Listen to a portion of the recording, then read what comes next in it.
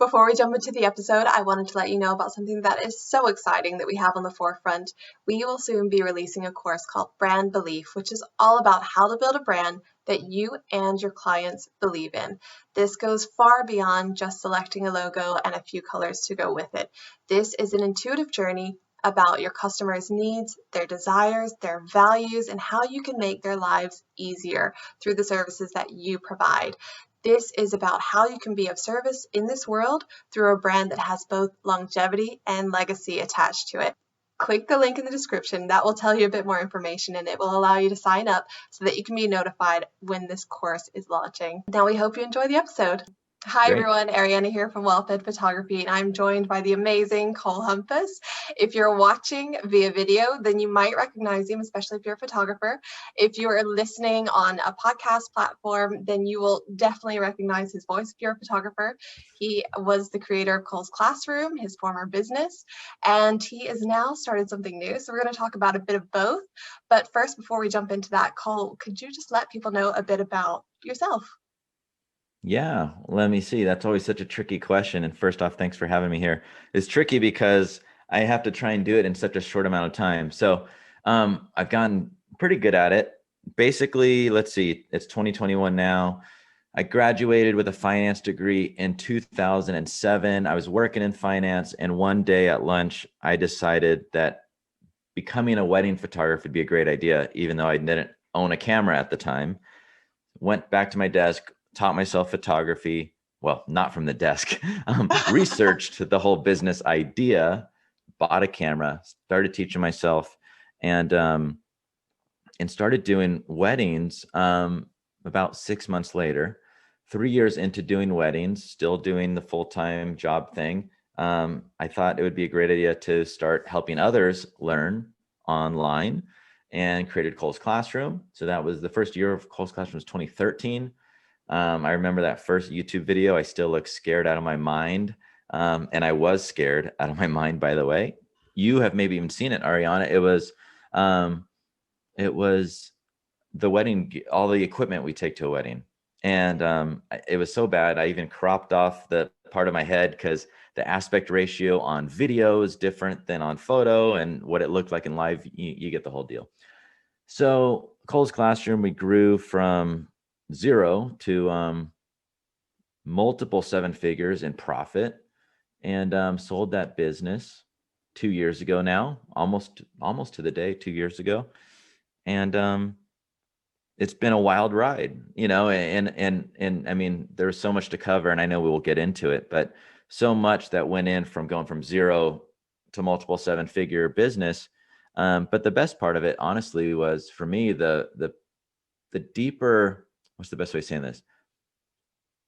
The most purposeful aspect of being the founder of Cole's Classroom was the team that I was able to employ. And seeing team members go from, being able to buy their first houses with down payments that they had saved from Cole's Classroom money, and just really that life-changing impact with both team members, but also people like yourself, members who came in paying us $49 a month to learn how to take a better photo. Some of which, like yourself, wanted to earn money, and many of which have just blossomed into these wonderful success stories. So even being here on the show, I know you tell me it's an honor that you had for you, but it's also an honor for me because it's, it's just so cool to see that change in somebody's life. So that's kind of it. Nowadays, I balance between being a dad. We got 2 kids now, and going fishing and catching fish with my dad. And I also help people grow their businesses online. So right now it's kind of like life's good. Life's good. It's surreal to me because the last time we chatted was probably around 2 years ago, or a little bit over 2 years ago.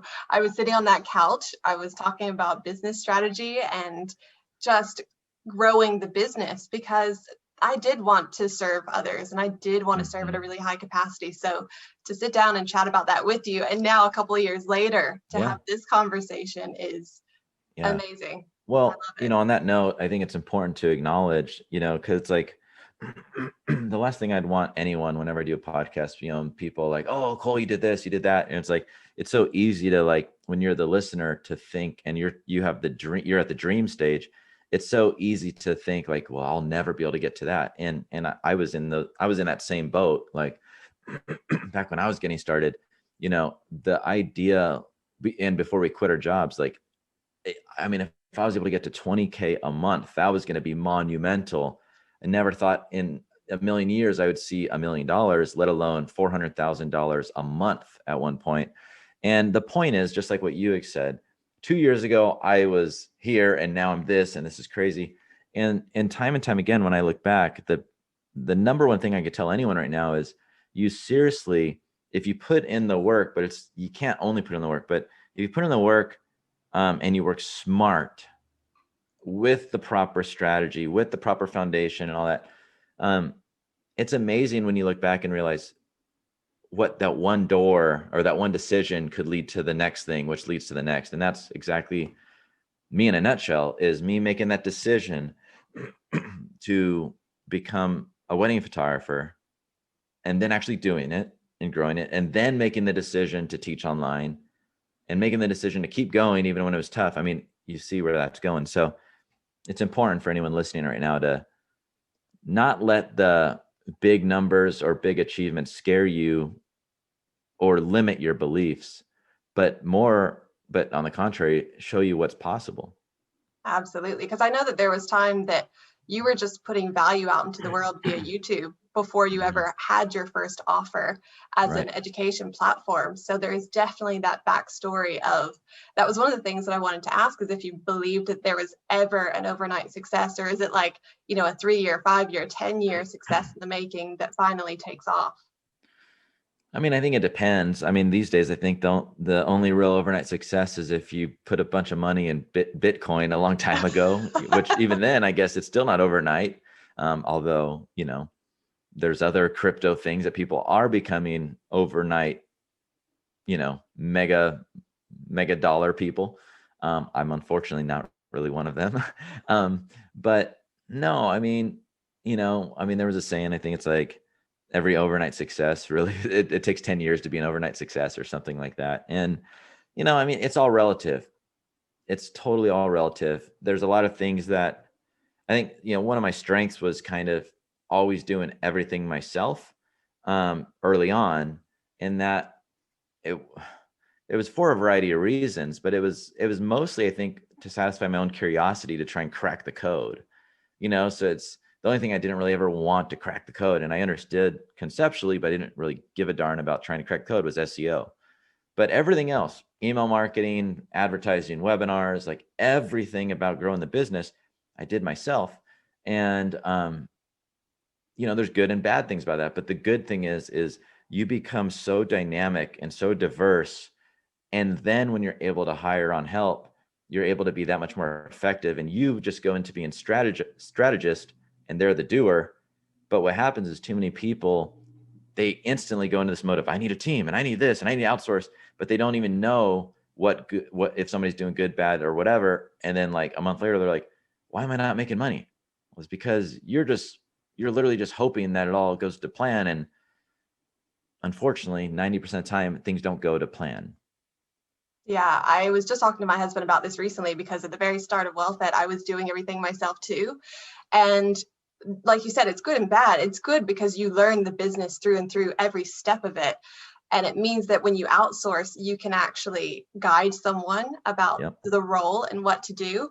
But it also, as you start outsourcing, you start to value more of what you've actually learned along the way, and all the skills and knowledge that you Yeah. actually do have to offer. And so that is absolutely Yeah. such a key point for anyone Mhm. who's in that beginning phase starting out. I'm wondering, what are your Yeah. keys? For me, it's consistency and persistence. Those have been my two keys. But for you, what are your personal keys that have been pivotal to your success or to what you've been able to achieve?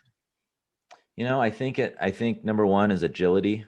Like it started with me and then it became the team, but like Cole's classroom is so agile. Like we would be able to spin up ideas and test them and try them, but then instantly know, is there traction here or not? And then be able to pivot. So agility for sure. And I think the other thing, which is sort of necessary when you are working really fast and pivoting and all that stuff, is to be really good at being able to know where to prioritize your energy and effort. So I'm kind of an 80-20 guy. It's like and I have this idea when I teach my rapid scale students, it's called return on your effort. So for anyone who has a finance background at all, which most people probably don't, but some probably do, there's this ROE, that's called return on equity. But I say ROE, what's your return on your effort? And basically what that means is, what are the things that you can do in your business that will yield you the best return on your effort? It may not be the thing that, for example, let's talk photography. Let's say that you just want nothing more than $100,000 a year photography business. But to get that, you're having to literally do portrait sessions, every weekend, multiple sessions, a day, Saturday, Sunday, whatever. I don't know, but you get the idea. You're working around the clock, right, to get this. Now, conversely, what if there's somebody else who, instead of doing churn, burn, high volume, low ticket, whatever, they're going a little more boutique route and they're able to get $60,000 a year, but they only work with one client a month. That has a much higher return on your effort. And depending on you as the business owner, you at least now have the option. Like, you may want the 60K with the minimal effort so you can spend and allocate the rest of your time hanging out with your kids, where somebody else, maybe they have no kids and they're just like, I just want to grow the business and more money's better, even if it kills me. So yeah, I think agility combined with knowing exactly where to focus in the business and knowing when to kill something, meaning this isn't working, so let's stop it and try something new, versus a lot of people get really stubborn, and I see a lot of course creators, they're like, I'm going to make this course. And I'm like, cool. Did you talk to 20 people and get feedback? No. I'm like, good luck. And then if it's not selling, and then they're like, well, it's not selling. I'm like, well, have you talked to them, asked people why they aren't buying? No. Well, do that first, And then the third thing, which totally is probably the real secret to my success, was just metrics and knowing when to essentially go all in the business. When we went from, it didn't matter when we went from 130,000 in the first year to 1.5 million the next year to 3 million to 4.5, and all those nonstop day in, day out, following the metrics, looking at our ad spend, looking at our membership retention, the churn, you name it. But within there, you can also drown in information. So you have to, once again, know, where do I focus? Which metrics matter the most? And then when the stars align, do you have the confidence in the data to then go all in and really grow fast? What metrics would you recommend that people focus on? I know it might differ slightly business to business, but what are some things that you would pay attention to? For which kind of business? Let's go with because you did the membership platform, and I know that you know that through and through, maybe we could speak about that versus, say, like a service business where you're offering a one-to-one service. Yeah. One-to-one's easy. So we'll hit that first, whether you're weddings or coaching or whatever. I mean, most people are going to be doing stuff with word of mouth, not ads. So that makes it easier. Really, the only metric that I'd pay attention to is your close rate. Are you meeting? I mean, how many leads do you have coming in and what percentage of them are buying? Period. So back in the wedding photography days, 50 to 60% is pretty good, because if you're closing 90%, your prices are too cheap. And if you're closing 10 or 20%, then people they aren't digging you for some reason. So, I would look at conversion percentage from lead to customer. But on anything online, once again, there's two categories. If there's zero advertising and it's all word of mouth, then on membership, the only really thing that matters is retention and churn. So you need to know, how many months does somebody stay on average, so that you then know how much they're worth to you on average. So let's say that you're charging $19 a month and people love you so much that they stay on average 10 months. Some are 2 months, some are 2 years, whatever, 10 months. So now you know that your people are worth on average $190, 19 times 10. Why is that important? Because when you start advertising, you need to know. So now it's a good segue. When you start advertising, you need to know what's your cost to get a member. It might cost you, in that example, $60. For every $60 I spend, I get one member. So then some people are going to say, but it's 19 a month. Yeah, but they stay on average 10 months. So then the third metric that matters is how fast are you getting your money paid back, right? So some people, they don't want to wait, in that example, 3.2 months to get to break even, right? They're like, I'm only going to do it if I break even at day 30. All right, well, better write better ads then. So, but I mean, the key to our success was really, was my ability. In fact, it's funny because sitting here, I'll have to show this from afar so people can't actually see it. This is old data, but I mean, literally spreadsheets before we were using Stripe and software. And this was actually data that I had for when I was selling the business, and I just rediscovered it. But I mean, we knew every single month of trials that came in, what percentage became a member, how long they stayed, and all that. And if you want to grow fast and you're going to use ads, you need to get really good with that data stuff. Absolutely. And I have to say, from a more person to person, the connection aspect, that what you built with Cole's Classroom was, I came in, just to tell my story, I came in on the $1 trial membership, came into the Facebook group, introduced myself, and Betsy did a video response. And I think Lauren did a video response as well. And when I got those video responses welcoming me to the group, I knew I was upgrading. There was no chance that I was going to receive that level of service.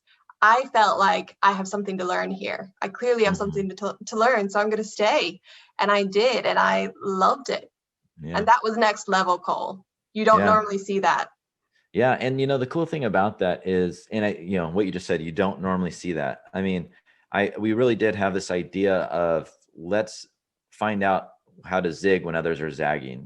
People were starting to copy us. People were starting to, there's it's not nothing personal. There's a gazillion photography online things anyway. But for us, it was like, okay, let's just push the envelope. And like, for us, for me, I should say, like, how can we do unscalable things at scale? Things that are high touch that nobody else is going to want to do or touch. And it was tricky, to be honest, not because of us doing it. That was actually easy. We had a great team, and the answer, by the way, is people. You don't do everything, you just you have a team, do it. But what was interesting is, you still have the majority of people that would come in on the trial and still not ever introduce themselves, still not give a darn about the personal intro, still do all these things. So it became one of those head scratchers where it's like, well, geez, we're doing this thing that's so epic, but then a lot of people still, is it, how well is it working? Is it really worth our time? And, I'm glad to hear that had an effect on you. And I think the answer is yes, it's worth it, because there's always going to be some people that are kind of unhelpable. But then for the other ones who may be on the fence, may be like, hey, I'm just going to check it out. And then now they're a lifetime fan. So I'm glad that it resonated with you, because those took a lot of work. Absolutely. Well, it made a huge impression on me, because like I said, anything else, I probably would have just stayed the trial period. But from the moment that I got those responses, I was like, well, I'm not even going to wait until the trial period's over. I'm just going to go upgrade today. And that's what I did. So I'm wondering, when you're building something, like I know you're building something new at the moment, but do you have certain intentions that go into that for what you want that community space to be like, what you want people to feel when they come into contact with you and what you've created? Great question. I think it depends. And I say that it depends because Cole's Classroom was a volume play. We had thousands of people And the things that you're able to do in that way are different than the things I'm doing now when I'm working like pretty close to one-on-one with like 12, 15, 20 people. And there's good and bad in both that, you know, on the small group, it literally can be just you. And for now it is pretty much, at least from a like coaching standpoint, and it's higher ticket. So they expect that too, where, you know, but the sort of negative part of that is it's harder to build community because you don't have enough people. So it's like, I'm used to Cole's Classroom when I would be able to post and get instant feedback from people. Hey, we're thinking about creating this product. You know, would any guys be into that? And literally that was like our research strategy. And I knew we could, you know, if it was crickets, I'm like, yeah, we aren't going to do that. If people are like, that's amazing. Yeah, I need that. Cool. Let's do that. I can't do that here. So it's more of a guessing game, or even talking to people one-on-one. So like, but you know, from a community building standpoint, people are universal. I mean, it is just, it's all universal. And so many people, even that I'm coaching now, they have memberships and they have no community with the memberships. And that's like, you're just asking for trouble. People are not going to just come in and stay because they want to keep learning. People don't wake up every day and be like, can't wait to learn something new today. But they do wake up, not everyone, but people like you, the achievers that you want to work with, they do wake up wanting to go and see what's new in the family, you know, and then participating, and then engaging with others and helping others. And that's where you get the lifelong fans, not the, so a lot of people put so much energy into the content. It's not about the content. It's not at all about the content. The content is literally just the thing to get them in the front door. Yes. And that's why the first thing that we did for any new member was go in the Facebook group and just introduce yourself and or tell us what you're stuck with, because that's way easier than going and taking a course. Yeah, and I have to say, for me, because I mean, you know, my level of photography then, you know it now. It's not like I had a really long way to go to be a high caliber photographer. So for me, I was able to go in and I was able to learn things. Yes, absolutely. But the most important thing for me was the community aspect. That's what kept me there. So Yeah. it Oh wasn't yeah. it wasn't the education videos in the platform. It was the community. Both Yeah. were great, but it was 100%. definitely the community. Yeah. It's everyone. It's So universal. absolutely. And you were such an open book throughout that journey, and you shared the things that you were going through. And I'm wondering if you could share a bit about the evolution. Like, did things about you have to change as a person to be able to achieve the success that you achieved with Cole's Classroom, or do you feel like you were more or less the same person throughout the whole journey? No, it's all the same. I mean, I'm the same right now, even after selling the company. You know, I can't relate to people that like have to try to be humble or try to be someone that they aren't, or try to, you know, act a certain way, because I've just never been that way, you know? So, and I don't think anyone should be that way. You know, at the end of the day, we are in the most busiest time ever of online, you know, noise.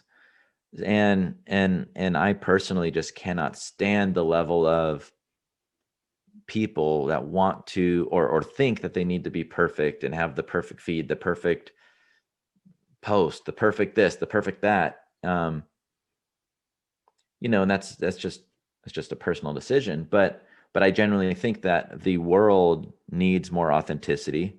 And it became, I didn't ever like start off Cole's Classroom by doing YouTube videos in tank tops, you know, because I, you know, at the same time, those people didn't know me on YouTube. Um, but then I also felt strongly about sharing things in a very easy way so I can share often whenever I'm inspired. And, you know, as you know firsthand, in the members area, a lot of times my brain's the best in the morning. I'm at the gym in the morning and I'll jump in and give some information, or I'll do a video in a tank top. Right. And I sort of became known for that, because also I was shared my journey with fitness too. So, no, it's always come easy to me. And I guess my point for everyone else is like, focus on being authentic, because it'll be easier for you to produce content, right? You don't have to like try as hard, but more importantly, people will be more attracted to you because you're different, because nobody is authentic these days. So, you need to give people a legitimate reason to love you, right? I almost wore a tank top right now just for good old time's sake, but instead I picked our Cole's Classroom t-shirt. I love it. No, I agree. I think that there's something there's such a magnetism to actually being yourself and letting that be seen, because that's what everyone wants. They crave the ability to actually know who they're speaking with, they're working Yeah. with, who is going to be providing their services. And if there's any sense of falseness, there's immediately a distrust as well. So I would agree Yeah. with you. I mean, think about it this way. And that's what I'm saying. I always like to draw like real world like conclusions that are like applicable in multiple like aspects. So look at like reality TV. Like it started off with Survivor way back when, and then now people only watch reality TV pretty much.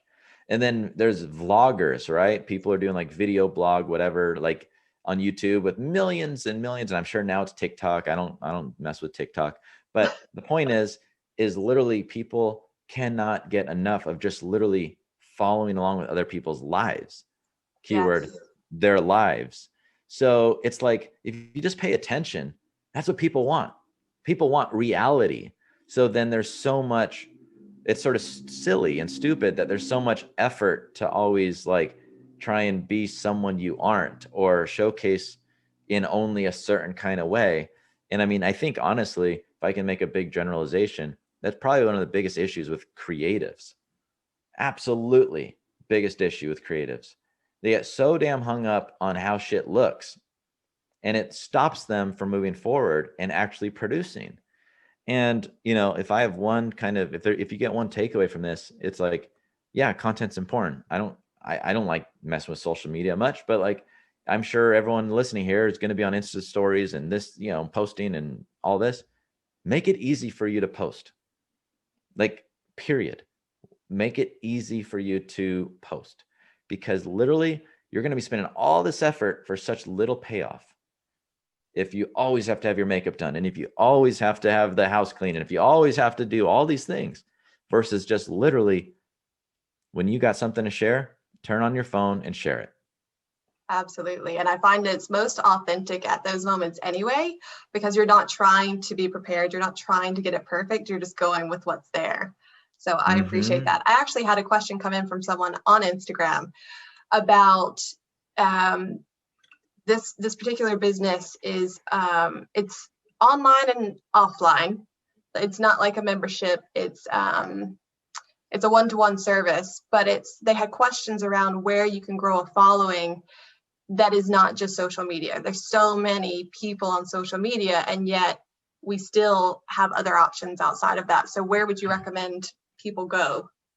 I mean, if it's high ticket 101, I think word of mouth is still great. Like, I launched my entire business with literally opening up a spreadsheet and writing down and looking at my phone contacts, and deciding who has ever literally, and I taught this in Cole's Classroom, by the way, the same idea, like 2 different lists of people, people that you can help right now that could be a customer, or people that know people. So even if they aren't interested, they'd still be happy to spread the word. And I did that. And, we launched a $3,000 sort of group coaching thing. I say we, it was just me. A group coaching thing, and with no ads, no, I mean, I had like 4 posts on Instagram, no followers. And, I launched and got 23 people. So I had 70 grand in the business now in the first 30 days, that literally I now have money to go and deploy into advertising and other things. So, if you're charging enough to warrant kind of just boots on the ground hustle and texting and DMs and whatever you want to do, you can do that. But I think if you want to grow fast, you need advertising. So, I mean, some people say, well, ads are still social media. To me, it's different. You got like organic social media, then you got advertising. And, the easiest way to say it is, you have zero lever to pull to grow a business if you're relying on organic. So until you can actually advertise and do it at a profit, you don't have any real way to like, hey, that's working, let me grow faster. Yes. And that's why I always was obsessed with really not just learning it, but it's always changing too. So it's you got to embrace advertising if you want to grow fast. Yeah, I appreciate that because I think there's so many people sitting on social media thinking that that's going to be their answer, particularly when they start a business, and it's just not that alone. And for me, my highest conversion rates are whenever I've had a word of mouth referral. Like those are pretty much always going to convert for me. If I've had a client who's referred someone on to me, chances are they're going to convert. If I Yeah. have someone come in from social media who just has a question around pricing or the services, that's a lower conversion rate for me. So I tend to focus on clients I've already served and nurturing them and continuing to nurture them because I Yeah. know they're amazing when it It comes really to it supporting really me. depends. It really depends on the business model though. Like, and your goals. Like if your goal is to make $100,000 a year in a very like, low effort way, you can totally probably just do the organic content thing. And if you're charging like, respectable group coaching rates, you don't need a lot of people to get there. I mean, geez, if you had a program, whether it's 30 days, 60 days, 9 days, and it's $3,000, you only need 33 people and there's your 100,000. Yeah. So conversely, if I got somebody else that I'm working with and they have been doing the organic hustle and they want to go to $1 million, you ain't going to get it by posting on Instagram. Instagram and social should be used not to sell, but to build rapport and get people to love you. So, you need, I mean, that's how I would use it. And I think too many people, they get into this mindset of like more content equals more people. Not really, because the algorithms are designed to only show what 4 or 5% of your audience anyway. So why the hell are you going to work so hard to build all these people from literally you on the hamster wheel every single day? Post, post, post, post, post, I mean, that's a horrible return on your effort. And then on top of that, Facebook and Instagram slap you more and say, well, we're only going to show it to 5% of the people anyway.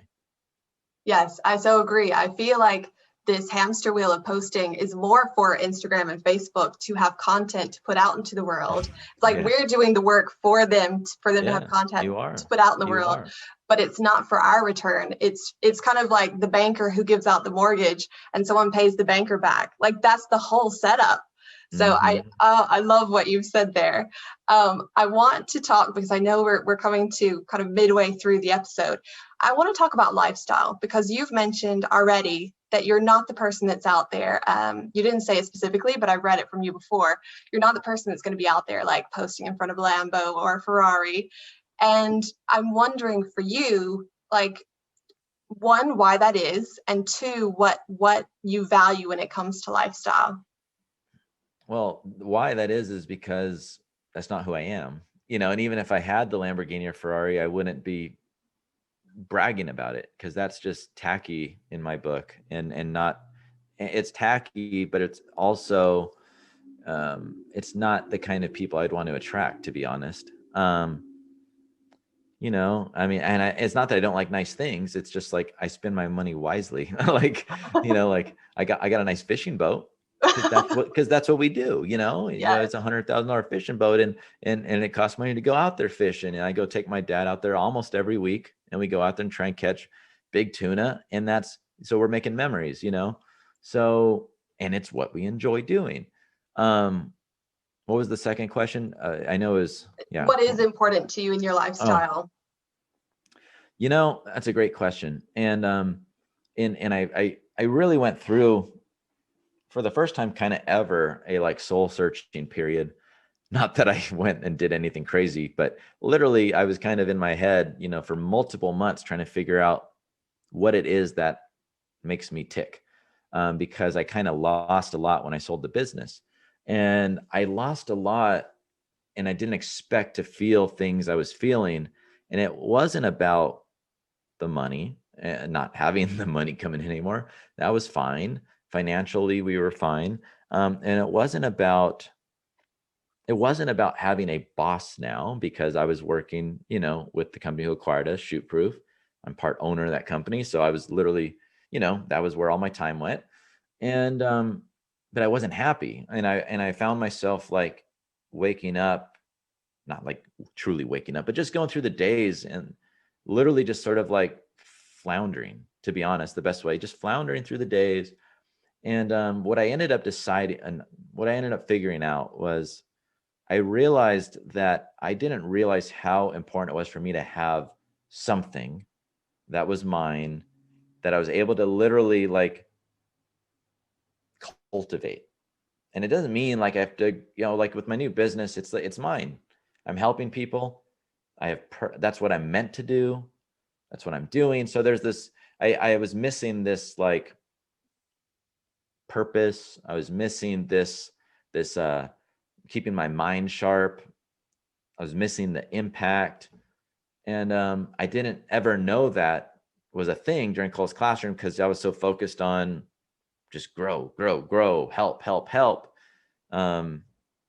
So yeah, what's important for me, to wrap it up on that, it's like, because I'm figuring this out, that's why I'm sort of like going slow, is what's ultimately important for me is that I kind of have this well-rounded life where it's like, I do have something professionally that I'm doing to keep my mind sharp, to keep me challenged, and to do things that really fire me up, which right now, and has always been, which is part of the reason why I ultimately sold the business, was I was never meant to teach photography forever. That was just like the stepping stone into helping others grow businesses, right? And there's nothing more impactful, as cool as it is. And I know I did change a lot of lives at Cole's Classroom. You're probably a good example, right? Like who went from, maybe making a little bit or nothing at all, and now like having much more than that. But there's nothing more impactful than if I can take somebody who, yeah, they're maybe doing okay, making 100 grand a year online, and then suddenly I can help them see how to get to 1 million. Like that's kind of a big deal. So it's important that I have like one sliver of me is like professionally helping other people and doing work that I enjoy. Another sliver is a big sliver, probably the biggest, is family and family slash freedom, which is, I mean, a lot of days we're just hanging out here at the house, but we're still together, Um, and we all live in the same town. So my mom and dad come and help, mostly my mom, but my dad too. They'll come and help with the kids. So then Nicole and I can go on a date still, have a lunch date, or we don't do that as often as we should. We need to get back to that once the little one gets a little older, go on vacations together, all that kind of stuff. And other than that, getting back into fitness now that sort of we're over the tail end of the COVID stuff. So, I realized that mentally I'm way better when I'm in a good place and I'm working out and I'm feeling good about myself. So, and then of course, hobbies. Right now I'm into fishing. It used to be mountain biking. I mean, we grew up fishing, but fishing is back. So there's sort of those 4 layers, and you think about a pie chart, and it's just a matter of like, and I think everyone should do that, by the way. Everyone needs to take inventory of their life and realize, if I got the pie chart, what percentage of my time do I have allocated to each of these segments? And right now, and I should say back then, Cole's Classroom was at least half of it. I mean, I got Cole's Classroom, honestly, pretty much on autopilot. But before that, let's go back. We were working full-time jobs. We were doing full-time weddings and Cole's Classroom. It was all work. There was no time for anything else. My pie chart was work, work, work. Then Cole's Classroom was still mostly work. But now, at one point we didn't have the weddings anymore. So we had a little sliver for weekends to go and hang out. And then I had a team, everything was optimized. It was probably more even Steven right down the middle. Now I got a sliver here, sliver here, sliver here, sliver here. So, what one last note on that is, everyone in the beginning starts off for financial freedom. It's all financially driven, which is good. You should have financial freedom. I think that's important. But for anyone who's lucky enough to kind of tick that box, then it suddenly opens up purpose and impact and things that even I didn't really know was that important. Yes. I'm curious. I'm curious to know what it's been like for you to build your businesses while also being able to spend time with your wife and your children? Because as far as I know, you pretty much built both businesses from home. Yeah, well, Cole's Classroom was before, so we had Lacey in 2017. So most of the true grind years was from 2013 to 2016, I would say, and 17. But by 17, we had a decent team. So it is hard. I mean, it threw me for a loop with baby one. The level of output that I could do was significantly different, because I was still working from home. If I wanted to go get myself a remote office, which I thought about multiple times, by the way, because there was many days where I just was not getting shit done, Yes. and when you're an entrepreneur, like, that sucks too. Like, it is hard to balance. And I got the most respect for any of you mothers, like way more than any of the guys, because I seriously don't know how many mothers can pull it off. But what I can say is it does drive home all the things I said earlier about return on your effort. You have to take inventory of where you're spending your time and be way more efficient with your time, because your time is so much more limited. So, the truth is with Rapid Scale system and group, it's like I'm working a couple hours a day, which is not much. And if it was before kids, I'd probably be working 10 hours a day, Yes. and that's okay.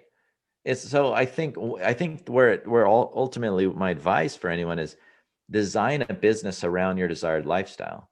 Don't have the $10 million business dream if you're a single mom with 3 kids. I'm not saying it can't be done, but you might just kill yourself and you're going to piss away a lot of really good years with your kids.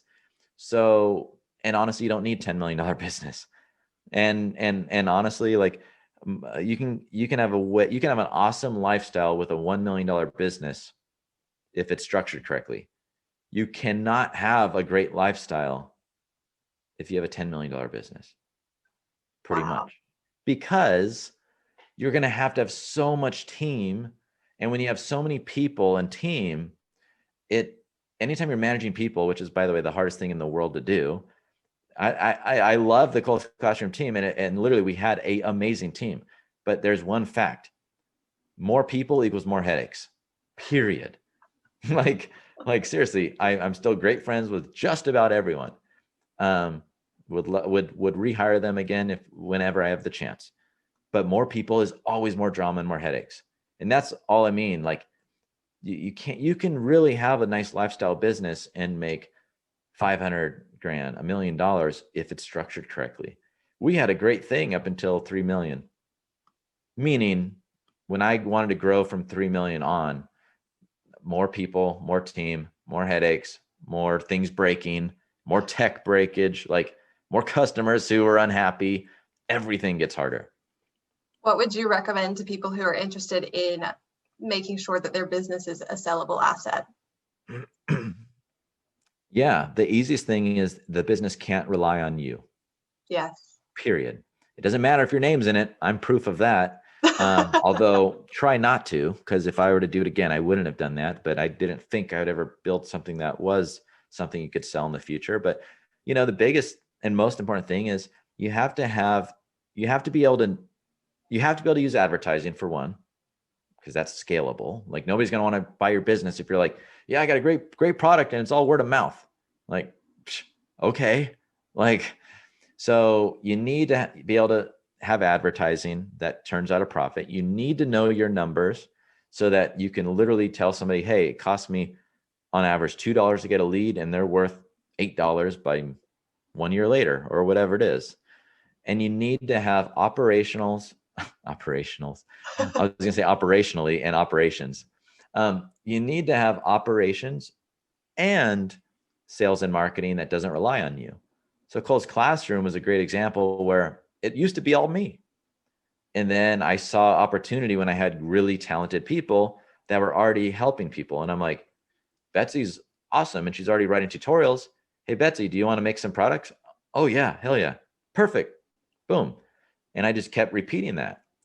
Then it goes to the mentorship, the mentors. Like, so there's always this evolution of It's you, and then you take a step back. You, then take a step back. You, then take a step back.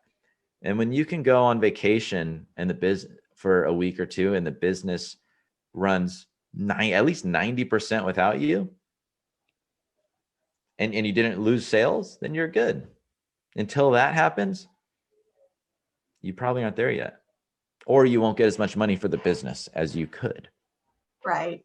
Well, I was wondering if you can tell people about what you're doing at the moment. We've spoken a lot about Cole's Classroom, but now to actually speak about Rapid Scale Group and Rapid Scale System.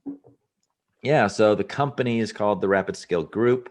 The signature program is the Rapid Scale System. And essentially, I'm working with online course creators and coaches that are selling things online already that want to triple their sales within 12 months. I mean, that's kind of like the pitch.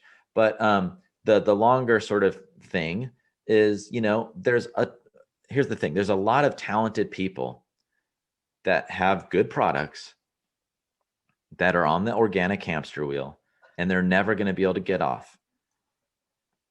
And the reason why is when they do try ads, they aren't profitable. And the main reason why is they probably only have one product that they're trying to sell. And really, honestly, the business itself, pricing wise, product suite wise, it's not robust enough. It's not built upon a proper foundation to allow for advertising at a profit. So Rapid Scale System is really meant to get you a little bit out of the business and set the business up in a way that you can actually grow it on autopilot, so that you don't have to be chained to your business and be constantly posting on social. And honestly, just, waking up every day wondering when your next customer is going to come in. So that's what I'm doing. And the beauty is it's a very boutique kind of group coaching thing. So, if you thought you got a lot of my attention in Cole's Classroom, well, it's literally like having me as your chief marketing officer in your business and constantly being there for 90 days with you. So it's going good.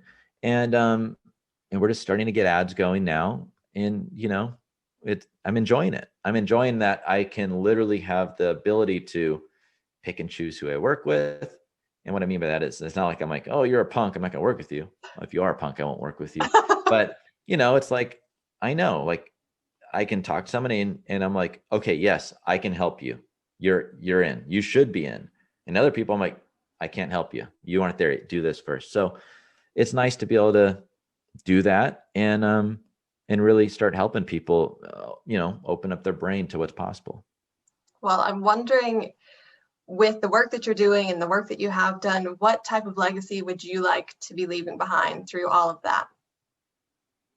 I mean, I just want to be remembered and known as, I just want to have an impact on people. I just want to change more people's lives, period.